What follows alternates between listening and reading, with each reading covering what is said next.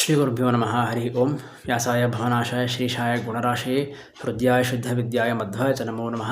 नमस्ते प्राणेश प्रणतविभवाय वनिमगा नमस्वामिन् रामप्रेतम हनुमन् गुरुगुण नमस्तुभ्यं भीमप्रवरदमकृष्णेष्ट भगवन् नमः श्रीमन्मध्व प्रदिश सुदृशं नो जय जय कामधेनुरतापूर्वं सर्वाभीष्टफलप्रद तथा खलु वादिराजश्रीपादो अभीष्टसतां दुर्वादिध्वान्तरवये सज्जनेन्दि वरेन्दवे श्रीराघवेन्द्रकुरवे नमः। कारुण्यसिन्धवे आपादमौलिपर्यन्तं गुरूणाम् आकृतिं स्मरेत् तेन विघ्नाः प्रणश्यन्ति सिद्ध्यन्ति च मनोरथाः।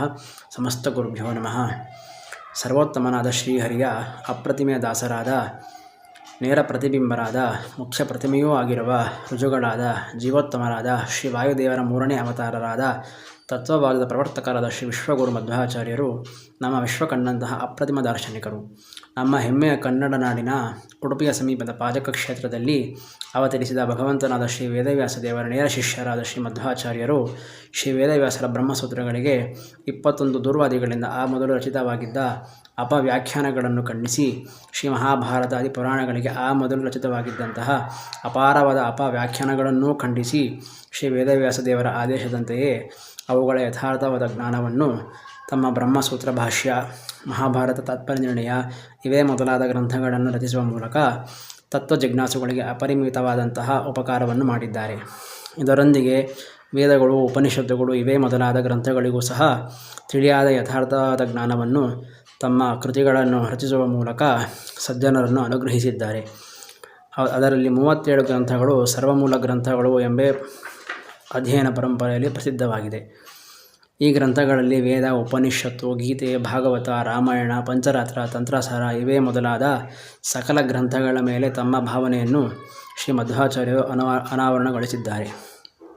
ಶ್ರೀ ಮಧ್ವಾಚಾರ್ಯರ ಜೀವನ ಚರಿತ್ರೆಯನ್ನು ವಿವರಿಸುವಂತಹ ಶ್ರೀ ಮಧ್ವವಿಜಯ ಎಂಬ ಕಾವ್ಯ ಗ್ರಂಥವನ್ನು ರಚಿಸಿರುವ ಶ್ರೀ ಮಧ್ವರ ಗೃಹಸ್ಥ ಶಿಷ್ಯರಲ್ಲಿ ಅಗ್ರಗಣ್ಯರಾದಂತಹ ಲಿಕುಚ ವಂಶದ ತ್ರಿವಿಕ್ರಮ ಪಂಡಿತಾಚಾರ್ಯರ ಸುತರಾದಂತಹ ಶ್ರೀ ನಾರಾಯಣ ಪಂಡಿತಾಚಾರ್ಯರು ಈ ಗ್ರಂಥದಲ್ಲಿ ಸರ್ವಮೂಲ ಗ್ರಂಥಗಳ ಬಗ್ಗೆ ಈ ರೀತಿಯಾದಂತಹ ಉದ್ಗಾರವನ್ನು ತೆಗೆದಿದ್ದಾರೆ. ಯಾರೋ ಶ್ರೀ ಮಧ್ವರ ಗ್ರಂಥಗಳಲ್ಲಿನ ಯಾವುದೇ ಒಂದು ಅಕ್ಷರವನ್ನಾದರೂ ಶ್ರದ್ಧೆಯಿಂದ ಬರೆಯುವರೋ ಅವರು ಗಂಗಾ ನದಿಯ ಮಂಗಳಕರವಾದಂತಹ ತರಂಗಗಳು ಅಪ್ಪಳಿಸುವಂತಹ ಪ್ರದೇಶದಲ್ಲಿ ಉತ್ತಮವಾದ ಕಾಂತಿಯಿಂದ ಕೂಡಿದ ಶ್ರೀ ಹರಿಮಂದಿರವನ್ನು ನಿರ್ಮಿಸುವವನಿಗೆ ಸಮಾನರು. ಶ್ರೀ ಮಧ್ವರು ದಶೋಪನಿಷತ್ತುಗಳಿಗೆ ರಚಿಸಿರುವ ಭಾಷ್ಯಗಳು ದೇವತೆಗಳು ಹೇಗೆ ತಮ್ಮ ಸತಿಯರನ್ನು ಪ್ರಸನ್ನಗೊಳಿಸುವರೋ ಆ ರೀತಿಯಲ್ಲಿ ಅವುಗಳ ಯುಕ್ತವೂ ಅಭಿಪ್ರಥವೂ ಆಗಿವೆ. ಗೀತಾ ಭಾಷ್ಯ ಹಾಗೂ ಗೀತಾ ತಾತ್ಪರ್ಯ ಎಂಬ ಗ್ರಂಥಗಳ ನಿರಾಕರಿಸಲು ಅಶಕ್ಯವಾದ ವಚನ ಸಮೂಹಗಳಿಂದ ಸಮಸ್ತ ಪ್ರಮೇಯ ಜಾತವೂ ಸೂರ್ಯಚಂದ್ರರುಗಳ ಕಿರಣಗಳ ಸಮೂಹದಿಂದ ಜಗತ್ತು ಹೇಗೋ ಹಾಗೆ ಬಹಳವಾಗಿ ಪ್ರಕಾಶಿಸಲ್ಪಡುತ್ತಿದೆ. ತಮ್ಮ ಮನಸ್ಸೆಂಬ ಮಂದರ ಪರ್ವತದಿಂದ ಮತಿಸಲ್ಪಟ್ಟ ಮಹಾಭಾರತ, ಮೂಲ ರಾಮಾಯಣ, ಪಂಚರಾತ್ರಾದಿ ಇತಿಹಾಸ ಪುರಾಣಗಳೆಂಬ ಕ್ಷೀರಸಾಗರದಿಂದ ಉತ್ಪನ್ನವಾದಂತಹ ಶ್ರೀಮನ್ಮಹಾಭಾರತದ ತಾತ್ಪರ್ಯ ನಿರ್ಣಯ ಎಂಬ ಅಮೃತವನ್ನು ಯಾವ ಸತ್ಪುರುಷನು ತಾನೇ ಸವಿಸಲಾರನು?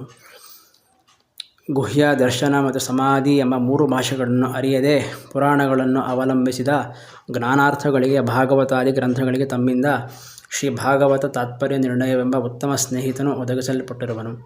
ದೇವತೆಗಳಿಂದ ಆಶ್ರಯಿಸಲ್ಪಡುವ ನೆರಳನ್ನು ಹೊಂದಿದ ಕಲ್ಪದ್ರುಮದಂತೆ ಇರುವ ಉತ್ತಮವೂ ದೇವತೆಗಳಿಂದ ಅಂಗೀಕೃತವಾದ ಸಿದ್ಧಾಂತವನ್ನು ಹೊಂದಿರುವುದೂ ಆದ ತಮ್ಮ ತಂತ್ರಸಾರ ಸಂಗ್ರಹ ಎಂಬ ಗ್ರಂಥಗಳನ್ನು ಹೊಂದಿದ ಯಾರು ತಾನೇ ಬಯಕೆಯನ್ನು ಈಡೇರಿಸಿಕೊಳ್ಳಲಾರನು. ಕರುಣಾಕರರಾದ ಶ್ರೀ ಮಧ್ವಾಚಾರ್ಯರೇ ಜನಗಳಿಗೆ ಕಥಾ ಪ್ರಮಾಣ ಪ್ರಕಾರಗಳ ದರ್ಶನಕ್ಕೆಂದು ಕಣ್ಣುಗಳಂತಿರುವ ಪ್ರಮಾಣ ಲಕ್ಷಣ ಹಾಗೂ ಕಥಾಲಕ್ಷಣವೆಂಬ ಗ್ರಂಥಗಳನ್ನು ತಾವು ರಚಿಸಿರುವಿರಿ. ಅಸಹಾಯನಾಗಿ ವಾದಿಗಳ ತಲೆಯನ್ನು ಮೆಟ್ಟಿದ ಶ್ರೀ ವಿಷ್ಣು ತತ್ವ ವಿನಿರ್ಣಯ ಎಂಬ ಅರ್ಜುನನನ್ನು ಯಾರಿಂದ ತಾನೇ ಪೂಜಿಸಲ್ಪಡುವುದಿಲ್ಲ. ವಾಯುದೇವರಾದ ತಮ್ಮಿಂದ ರಚಿತವಾಗಿರುವ ತತ್ವೋದ್ಯೋತವೇ ಮೊದಲಾದ ಪ್ರಕರಣ ಗ್ರಂಥಗಳು ಬೆಂಕಿಯ ಕಿಡಿಗಳು ಗಾತ್ರದಲ್ಲಿ ತುಂಬ ಚಿಕ್ಕವಾಗಿದ್ದರೂ ಸಹ ವಿರುದ್ಧ ಮತಗಳೆಂಬ ಒಣಗಿದ ಕಾಡನ್ನು ಸಂಪೂರ್ಣವಾಗಿ ನಾಶಪಡಿಸುವವು. ಶ್ರೀಕೃಷ್ಣನಿಂದ ತನ್ನ ಸಾಮರ್ಥ್ಯದ ಪ್ರಕಟಣೆಗಾಗಿ ತೆರೆದ ತನ್ನ ಬಾಯಿಯಲ್ಲಿ ಅನಂತ ಬ್ರಹ್ಮಾಂಡವು ಹೇಗೆ ತೋರಿಸಲ್ಪಟ್ಟಿತೋ ಹಾಗೆ ತಮ್ಮಿಂದ ಸ್ವರೂಪ ಸಾಮರ್ಥ್ಯವನ್ನು ತಿಳಿಸಿದರೆಂದು ಚಿಕ್ಕದಾಗಿರುವ ಅಣುಭಾಷ್ಯದಲ್ಲಿ ಅಪರಿಮಿತವಾದ ಅರ್ಥವೂ ಪ್ರಕಟಿತವಾಗಿದೆ. ಎಂತಹ ಆಶ್ಚರ್ಯ! ಜ್ಞಾನಾದಿ ಷಡ್ಗುಣ ಐಶ್ವರ್ಯ ಸಂಪನ್ನರಾದ ಶ್ರೀ ಮಧ್ವಾಚಾರ್ಯರೇ ಲೌಕಿಕ ವಿಷಯವಾದ ನಾನಾ ವಿಧೇಯಮಕ ರೂಪವಾದಂತಹ ಕವಿತ್ವವನ್ನು ತೋರಿಸಲೆಂದು ರಹಸ್ಯವಾದ ಮಹಾಭಾರತದ ಅರ್ಥ ಸಂಗ್ರಹವನ್ನು ಯಮಕ ಭಾರತವೆಂಬ ವಿಸ್ಮಯಕರ ಗ್ರಂಥವನ್ನು ರಚಿಸಿರುವಿರಿ. ರತ್ನಾಕರದಂತಿರುವ ನಿಮ್ಮಲ್ಲಿ ರತ್ನಗಳಂತಿರುವ ಅನೇಕ ವಿಧವಾದ ಶುಭಾಷಿತ, ದ್ವಾದಶ ಸ್ತೋತ್ರವೇ ಮೊದಲಾದ ಸ್ತೋತ್ರ ಗ್ರಂಥಗಳು, ಸದಾಚಾರ ಸ್ಮೃತಿ, ಕೃಷ್ಣಾಮೃತ ಮಹಾರ್ಣವ ಇವೇ ಮೊದಲಾದಂತಹ ಆಚಾರ ಗ್ರಂಥಗಳು, ಋಗ್ವೇದಕ್ಕೆ ವ್ಯಾಖ್ಯಾನ ರೂಪದಲ್ಲಿರುವ ಅತ್ಯಪೂರ್ವವಾದಂತಹ ಋಗ್ಭಾಷ್ಯ, ಘಾತ ಇತ್ಯಾದಿ ರೂಪವಾದ ಶ್ರೇಷ್ಠ ಕೃತಿಗಳನ್ನು ಯಾರು ತಾನೇ ಮಾಡಲು ಸಾಧ್ಯವಿದೆ. ಈ ರೀತಿಯಾಗಿ ಶ್ರೀ ಮಧ್ವವಿಜಯದಲ್ಲಿ ನಾರಾಯಣ ಪಂಡಿತಾಚಾರ್ಯರು ಉದ್ಗಾರವನ್ನು ತೆಗೆದಿದ್ದಾರೆ. ಅದೇ ರೀತಿಯಾಗಿ ಕಲಿಯುಗ ಕಲ್ಪವೃಕ್ಷ ಕಾಮಧೇನು ಸದೃಶರಾದಂತಹ ಮಂತ್ರಾಲಯ ಪ್ರಭು ಶ್ರೀ ರಾಘವೇಂದ್ರ ತೀರ್ಥರ ಪೂರ್ವಾವತಾರಿಗಳಾದಂತಹ ಕರ್ನಾಟಕ ವಿದ್ಯಾಸಿಂಹಾಸನಾಧೀಶ್ವರರಾದಂತಹ ಶ್ರೀ ವ್ಯಾಸರಾಜ ಗುರು ಸಾರ್ವಭೌಮರ ವಿದ್ಯಾಗುರುಗಳಾದಂತಹ ಶ್ರೀ ಶ್ರೀಪಾದರಾಜರು ತಮ್ಮ ಪ್ರಮೇಯ ನವಮಾಲಿಕಾ ಎಂಬ ಕೃತಿಯಲ್ಲಿ ಶ್ರೀ ಮಧ್ವಮತದ ಹಿರಿಮೆಯನ್ನು ಈ ರೀತಿಯಾಗಿ ಸೆರೆ ಹಿಡಿದಿದ್ದಾರೆ.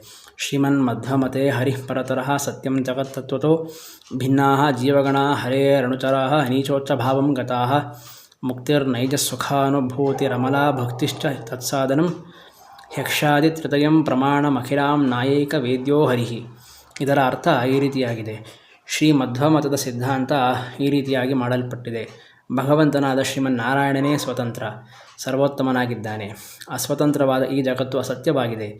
ಜೀವರಿಗೆ, ಜಡರಿಗೆ, ಜೀವದೇವರಿಗೆ, ಜಡದೇವರಿಗೆ ಹೀಗೆ ಈ ರೀತಿಯಾದಂತಹ ಪಂಚಭೇದಗಳು ಎಲ್ಲ ಕಾಲದಲ್ಲೂ ಇದೆ. ಲಕ್ಷ್ಮೀದೇವಿಯು ಬ್ರಹ್ಮಾದಿ ಸಕಲ ದೇವರಾಶಿಗಳು ಅವರವರ ಯೋಗ್ಯತಾನುಸಾರಿಯಾಗಿ ತಾರತಮ್ಯೋಪೇತರಾಗಿ ಪರಮಾತ್ಮನ ಅಧೀನರಾಗಿದ್ದಾರೆ. ಮೋಕ್ಷವೆಂದರೆ ದೋಷರಹಿತವಾದಂತಹ ನಿತ್ಯಾನಂದದ ಅನುಭವವೇ ಆಗಿದೆ. ಪರಮಾತ್ಮನ ವಿಷಯಕವಾದಂತಹ ನಿರ್ಮಲವಾದ ಜ್ಞಾನದೊಂದಿಗೆ ಕೂಡಿದ ಪ್ರೇಮ ಪ್ರವಾಹವೇ ಮೋಕ್ಷಕ್ಕೆ ಮುಖ್ಯ ಸಾಧನವಾಗಿದೆ. ಪ್ರಮಾಣವೆಂದರೆ ಪ್ರತ್ಯಕ್ಷ, ಅನುಮಾನ ಹಾಗೂ ಆಗಮಗಳು. ಶ್ರೀಮಾನ್ ನಾರಾಯಣನು ಆಗಮದಿಂದಲೇ ಮುಖ್ಯವಾಗಿ ತಿಳಿಯಲ್ಪಡುವನು. ಈ ರೀತಿಯಾದಂತಹ ಅದ್ಭುತವಾದಂತಹ ತತ್ವವನ್ನು ಶಾಸ್ತ್ರ ಪ್ರಪಂಚಕ್ಕೆ ನೀಡಿ ತಮ್ಮ ಮಹೋದೋಪಕಾರವನ್ನು ಮಾಡಿರುವಂತಹ ಶ್ರೀಮನ್ ಮಧ್ವಾಚಾರ್ಯರ ಸ್ಮರಣೆ ನಿತ್ಯ ಮಾಡಲೇಬೇಕಾದಂಥದ್ದು. ಇಂತಹ ಶ್ರೀ ಮಧ್ವನವಮಿಯ ಪರ್ವಕಾಲದಲ್ಲಿ ಯತ್ಕಿಂಚಿತ್ ಅವರ ಸೇವೆಯನ್ನು ಮಾಡುವ ಭಾಗ್ಯ ಅವರು ನಮಗೆ ಕರುಣಿಸಿದ್ದಾರೆ. ಇನ್ನು ಹೆಚ್ಚು ಮಾಡುವ ಭಾಗ್ಯವನ್ನು ಅವರೇ ಕರುಣಿಸಿ ಎಲ್ಲ ರೀತಿಯಾದಂತಹ ಪ್ರಾರಬ್ಧ ಕರ್ಮಗಳನ್ನು ಅನುಭವಿಸುವಂತಹ ಸಾಮರ್ಥ್ಯವನ್ನು ಎಲ್ಲರಿಗೂ ಕರುಣಿಸಿ ಇನ್ನೂ ಹೆಚ್ಚು ಗುರುಗಳ ದ್ವಾರ ಅವರ ಅಂತರ್ಯಾಮಿಯಾದಂತಹ ಭಗವಂತನ ಸೇವೆಯನ್ನು ಮಾಡುವ ಭಾಗ್ಯವನ್ನು ನಮ್ಮೆಲ್ಲರಿಗೂ ಕರುಣಿಸಲಿ ಎಂದು ಪ್ರಾರ್ಥಿಸುತ್ತಾ, ಯಥಾಶಕ್ತಿಯಾದಂತಹ ಜ್ಞಾನ ಸೇವೆಯನ್ನು ಶ್ರೀ ರಾಘವೇಂದ್ರ ತೀರ್ಥ ಗುರುವಂತರ್ಗತ ಶ್ರೀ ಭಾವಿ ಸಮೀರ ಶ್ರೀ ವಾದಿರಾಜ ಶ್ರೀ ಮಧ್ವ ಗುರುವಂತರ್ಗತ ಗೋಪಾಲಕೃಷ್ಣನಿಗೆ ಸಮರ್ಪಣೆ ಮಾಡುತ್ತಿದ್ದೇನೆ.